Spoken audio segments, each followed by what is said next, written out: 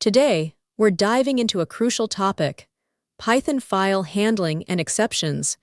It's fundamental for any serious programming. We'll learn how to manage data using files and implement robust error control to make our programs reliable. Let's explore the Python file handling lifecycle, understanding the complete journey of interacting with files. This lifecycle outlines the essential stages every developer needs to know for effective file management. First, you'll learn how to properly open a file, which is the initial step before any operation. Next, we perform input/output operations, meaning we either read data from or write data to the file. Crucially, we must handle errors gracefully to prevent crashes and ensure our programs are robust. Finally, it's vital to close resources to release system memory and prevent potential data corruption. Now, let's delve into the core file I/O concepts, understanding the fundamental ways Python interacts with files. We'll explore how Python manages data,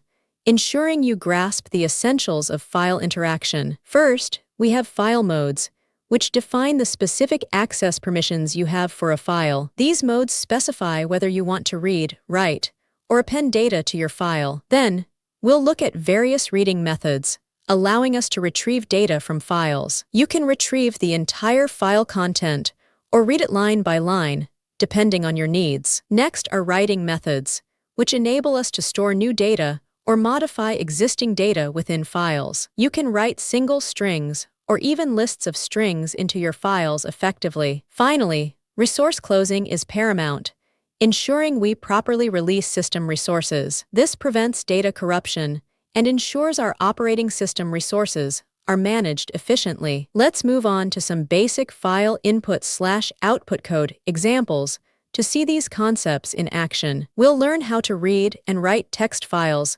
efficiently using Python's built-in functionalities. First, let's explore how to open and read files, a common task in many applications. The with open statement ensures files close safely, even with errors.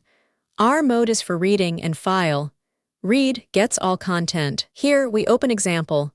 TXT in read mode, then print its entire content using the file read method. Next, we'll look at opening and writing files, which allows us to save data permanently. The W mode creates a new file or overwrites existing ones.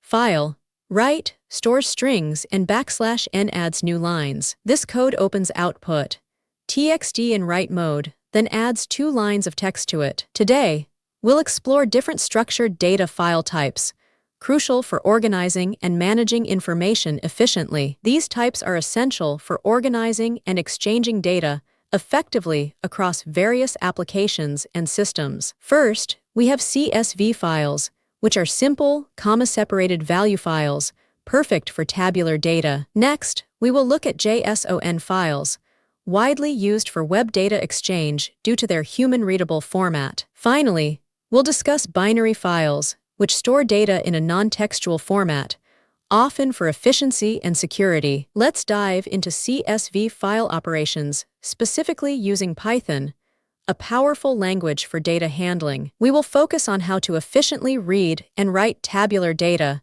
which is common in many applications. First, let's learn how to read data from a CSV file, extracting information for analysis or processing. The CSV reader object iterates through the CSV file, parsing each row into a convenient list of strings for you. This code imports the CSV module, opens data, CSV for reading, and then prints each row as a list. Now, let's explore how to write your data into a CSV file, creating new structured datasets. The CSV writer object handles writing data to a CSV file.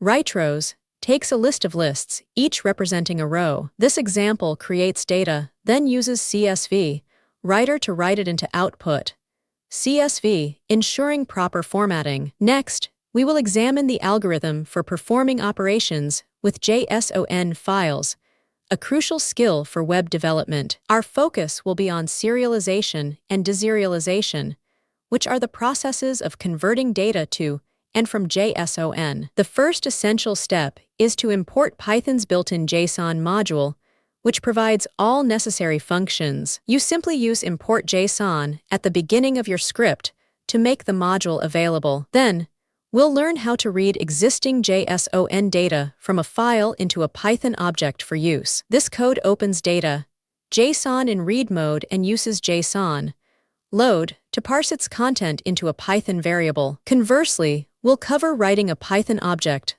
like a dictionary, into a JSON file. Here, a Python dictionary is created, then JSON dump writes it to output, JSON with indentation for readability. Finally, we will explore how to access specific elements within nested JSON data structures. This example shows parsing a JSON string and then accessing a nested value, like city, from the parsed data. Now, let's explore the comprehensive flow of exception handling, a critical aspect of robust programming. This framework helps us manage unexpected errors gracefully, preventing our programs from crashing. The try block is where you place the code that might potentially raise an exception or error. If an exception occurs in the try block, the except block catches it, allowing you to handle the error. The else block executes only if no exceptions were raised in the preceding try block. And finally, the finally block always executes, regardless of whether an exception occurred or not. All right, let's wrap up this session with a quick summary of the key concepts we've covered today. Here are the most important takeaways from our discussion that you should definitely remember for future reference. Remember, we open files using the open function, specifying modes like read, write, or append for different operations. Using the with statement is crucial. It automatically closes files, ensuring that all system resources are properly released. Python's CSV and JSON modules are incredibly important for working with structured data, making parsing and writing much easier. Always use try-except blocks to handle runtime errors gracefully, preventing your programs from unexpected crashes and improving robustness. The else block runs if no exceptions occur, while finally always executes, perfect for essential cleanup operations. You can also raise exceptions manually using the raise statement, which is useful for custom error handling in your code.